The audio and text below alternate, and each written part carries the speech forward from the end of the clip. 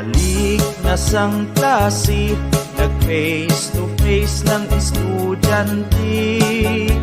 Ang ako nga amigo, ikuyawan siya pagkayo.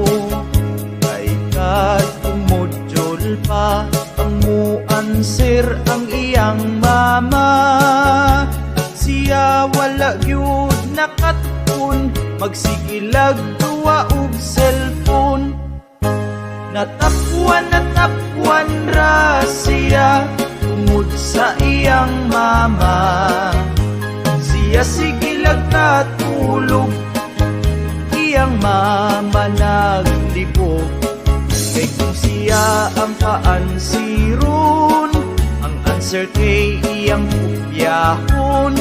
Apilon pagkupya ang pirma sa maestra.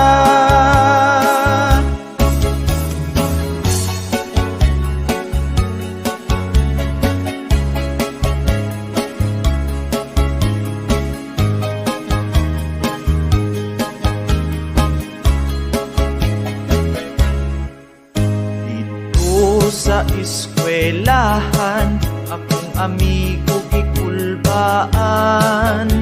May basig pangutan-un, sa maestra paansiron. Bisan ialimuot, apan nagtulo ang iyang singot. Wala ragyod siya nagsaba, nakaihi na sa kakulba. Natapwan ra siya tungod sa iyang mama. Siya sigilag katulog, iyang mama naglibog. Kay kung siya ang paansiron, ang answer kay iyang kupyahon. Apilon pagkupya ang